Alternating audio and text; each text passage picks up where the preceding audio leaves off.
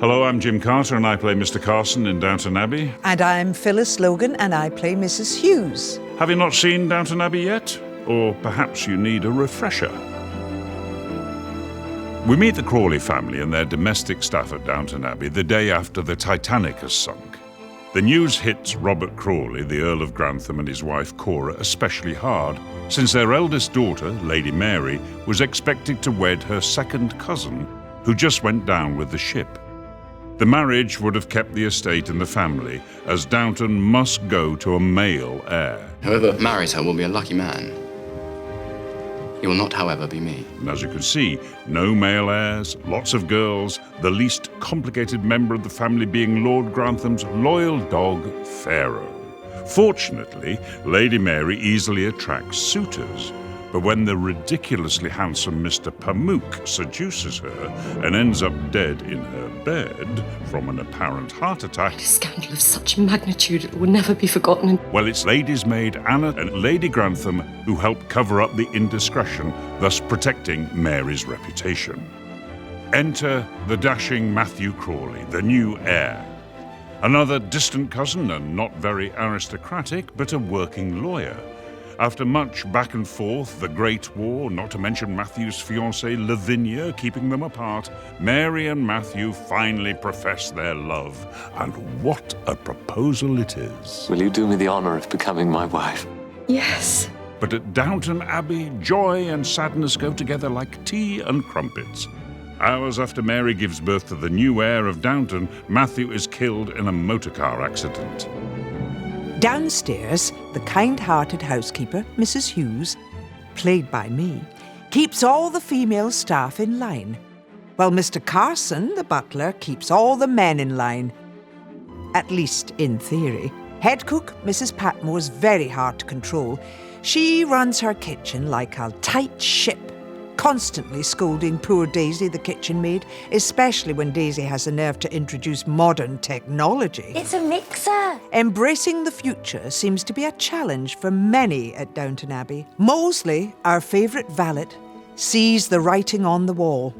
Large estates cutting back on staff, the working class rising, so he jumped ship when offered a teaching position at the nearby school. Well done, Mr. Molesley. Anna and Mr. Bates, the valet, have instant chemistry. Which at Downton means watch out, iceberg ahead. Mr. Bates gets charged for murdering his first wife, receives the death sentence but is thankfully exonerated at the last minute. Phew. Anna and Bates get married and it's all very romantic, for a while, until Anna is raped by Mr. Green, the footman of a Downton visitor.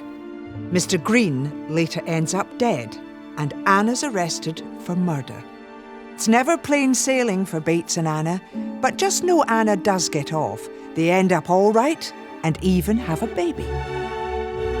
The women of Downton Abbey, upstairs and downstairs, do not suffer fools gladly. Violet Crawley, matriarch of the Crawley family, loves getting the last word in, and it's usually a zinger. How you hate to be wrong. I wouldn't know. I'm not familiar with the sensation. Her favourite sparring partner is Matthew Crawley's mother, the middle-class former nurse, Isabel. These two disagree on almost everything, which gives Downton some of its biggest laughs. What have I done wrong now? Oh, please. But deep down, the two respect each other, and when Isabel's kept from her companion, Lord Merton, by his two nasty, no-good children... What did you imagine? That we would welcome you with open arms? It's Violet who steps in with some choice words, saving the day. And why have you stayed away? She didn't stay away. She was denied entry. Mrs. Crawley wants to take you away from your son and your family and kidnap you into marriage. How perfectly marvellous.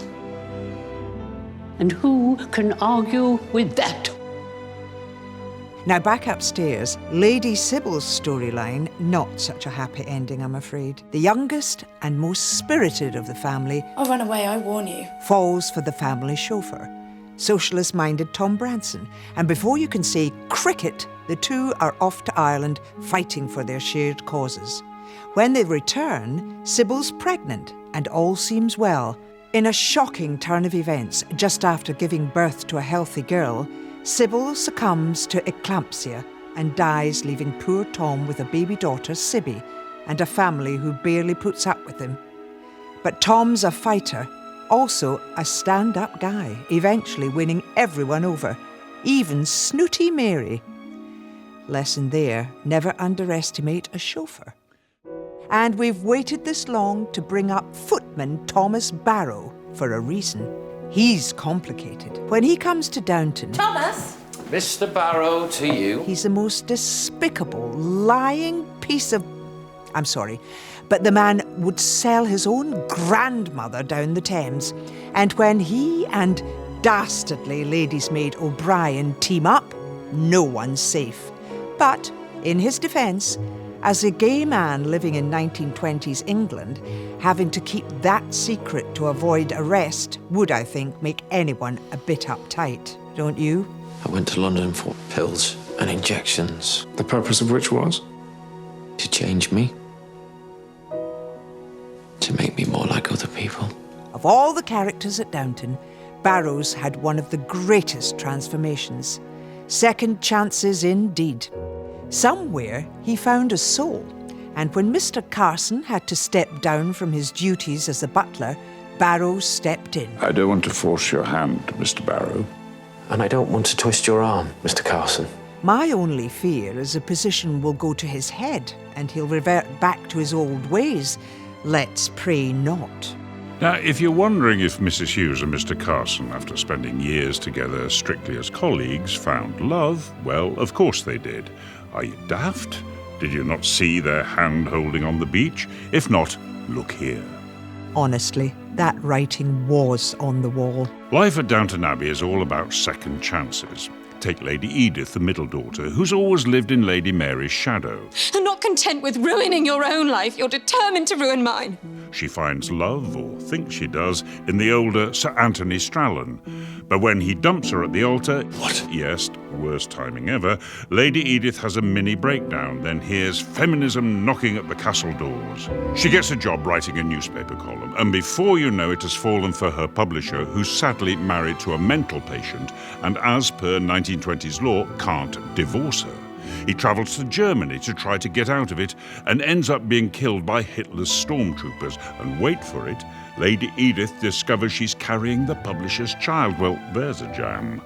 Her aunt, Lady Rosamond, the only one who knows, encourages her to give the baby up for adoption in Switzerland to avoid scandal. She does, then abruptly changes her mind, placing baby Marigold with an adoptive family on the estate, allowing her to visit her in secret. Well, of course, that doesn't go down well. The truth eventually blows up in her face, but wait, all is not lost. Just when she needs it the most, Edith inherits a boatload of money from the dead publisher, takes Marigold back, her family accepts the situation. I believe we should offer little Marigold a home here. Well then, I suppose that's settled. And she finds love with a country land agent, Bertie Pelham. Well, I think we've come to the end. Oh, no, wait, Lady Mary. Well, what do you think? Of course she found love again with the dashing, motor-racing Henry Talbot. And when Lord Crawley had a near-fatal health crisis, it was clear to all except him that he needed to step down. So Lady Mary and Tom Branson now manage the estate. Oh, and Lady Cora has taken on a new position as hospital president. Me? Why? Which at first irked Lord Grantham and his old-fashioned ways, but there's no denying how good she is, and he knows quite well holding back any woman in his family is futile. Everyone is healthy and happy at the moment. Let's all hold our breaths. Now, as for the future of Downton Abbey, as it soars into a new era, no one knows for sure. But through wars, pandemics and bankruptcies, as well as small celebrations to grand pageantries, the house still stands proudly. And as the family grows and the staff come and go, it's your guess as good as ours what could happen next.